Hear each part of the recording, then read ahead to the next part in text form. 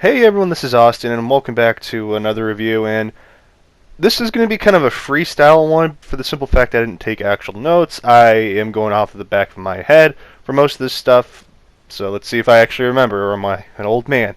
But nonetheless, Bookworm. And I gave you guys the opportunity, hey, do you want a Azure Lane or a Bookworm? And ever since everyone, watched Azure Lane and Bookworm, is Bookworm won. And don't worry, I am going to keep watching Azure Lane regardless if I don't cover it. That's just how with animes. I just gotta let you know because I am a college student and I just don't have that much free time. But nonetheless, going to Bookworm. This is kind of a unique, in a sense, isekai, and how do I put it? It's kind of like, this that time I got it reincarnated as a slime, but without the action, but more of, kind of building up something. And I know some people may say, like, it's kind of like Outbreak Company. Not really. It's minus the, really satire in it, but I never thought I'm going to say this. I know Shield Hero fans, even some of them have to say, the main character is Myne, and I'm just like, oh, you couldn't pick a worse thing, couldn't you? And I have to say, I love Myne, and I do like the art in this anime, but getting to the first episode and kind of explain the whole basis of what's going on. So, we're greeted with, this girl that's being kind of like her head's going search through with this guy. We don't know who he is yet, and we kind of see her beginning. She was a very obsessed with reading, and I don't blame her. Reading books is amazing, honestly, but it's just really interesting to see that. And she wakes up. Now, this is the part I really do like. I love psychology, if you haven't learned. There's a theory out there with, we are, reincarnated, and our brain cannot handle having two entire lives, so they merge it. And I know if you study up like multiple personalities, that's a very dangerous kind of, in a sense, like thing to the person that has it, because they don't remember stuff. And it's one of those things. I couldn't make an entire video, but I'm not a psychology YouTube channel, but it's really interesting and fascinating about that theory. But we see two personalities, Myne and her old self, kind of merging together, and she actually gets into pain. And I mean, if you've ever played like BioShock Infinite, you saw those people that were dead but alive at the same time, the same timeline, quantum physics basically, in a sense. And it's just really interesting to see this in play in an anime again. I'm a nut for that kind of stuff, so if you haven't noticed that yet, now you know. But nonetheless, she kind of starts to refuse to call herself Myne. She's like, no, I'm this person, this person. It's kind of a little upsetting, but she kind of comes around to accepting what she is and what's going on, and she's getting used to her new body. And as I said, this is kind of a unique isekai. I know it's been done way, way back before, but sometimes it's good to have the old isekai style come back with certain things. And no, truck-kun didn't get her. I'll talk about that later. I know a lot of people are like, what? Truck-kun didn't do it? No. I mean, this year we had a book. We had it's crazy. Teleport and everything. Truck-kun's not doing well. We got to check up on him. But nonetheless, getting back to topic, we kind of see how she kind of misses her mother. She realizes that her mother and her will never be able to talk about books, and it kind of is a little harsh reality of what she's in. And I just really like seeing this kind of into play. And the way she was reincarnated, Nafumi and her would get along, which is ironic because she's Myne. But they were, brought to the other world by a book or books. She was crushed by books, and she reincarnated into a world because she wished she was in a world with books. And I really like the character design. I'm not gonna lie. I know some people have read the manga. I don't want to spoil or be spoiled, kind of in the sense of the series, because I want to go in it blind, because I'm enjoying this first episode, honestly, and it gives me a lot of high hopes. But nonetheless, we see this kind of conflict always going through, and it slowly starts to simmer away, and we see her kind of accept what she is, and she accepts, her mother, and we see she has this whole thing of she wants to see books. She wants to read books. That is her main passion. And it doesn't go away, which is hilarious. And I know I'm going to do a comparison it's a bit extreme here, but you know how Tanya in her anime, she kind of just angry at God and or being X that threw her into the world that she didn't, or he didn't want to be in, to we have Myne in the world that doesn't have books, and she doesn't know what to do but create them, kind of in a sense. And I do like how they bring up the printing press, and we have the penny press too, which is another thing. But it's just really interesting. We go through history of literature, and I'm a big fan of literature.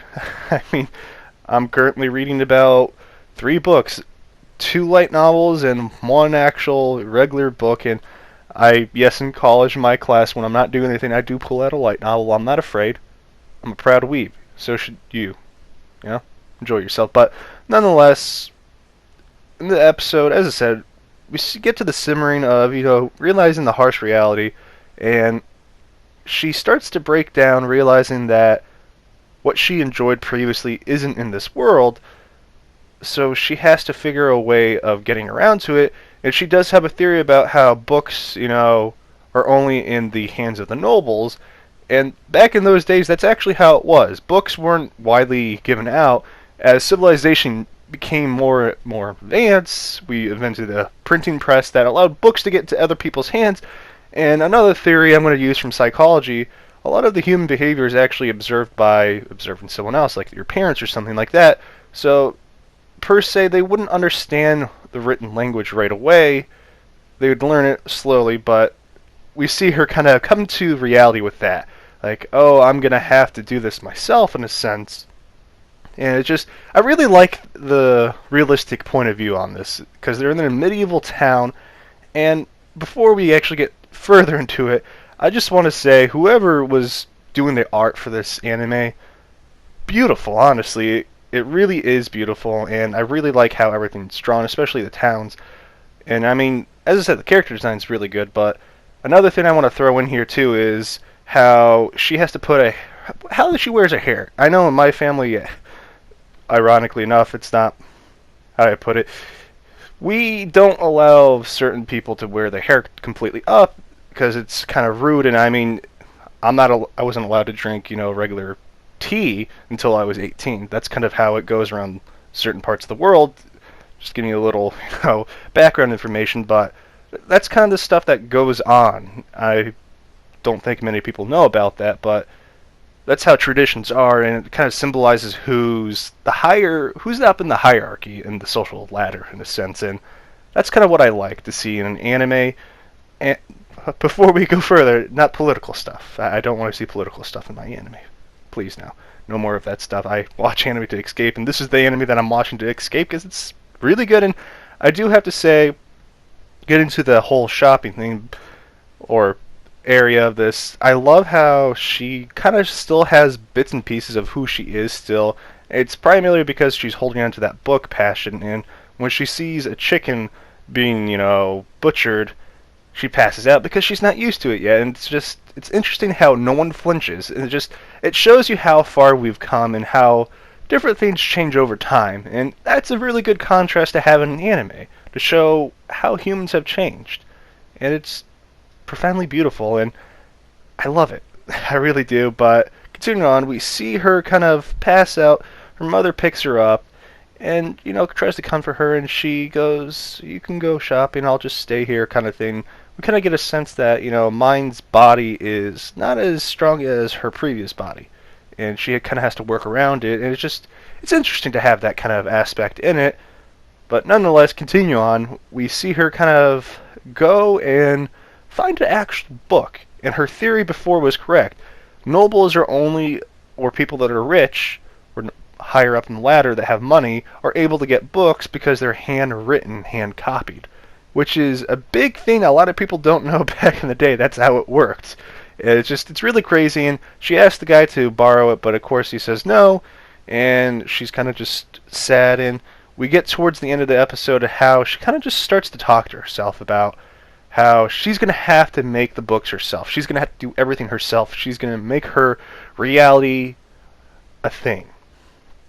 And it actually left me pretty happy and, encouraged me to actually do something for once. And I have to highly recommend this series. Really, really so highly. And if you haven't watched it yet, please do watch it. I'm giving this like a high recommendation along with Uruni-kun.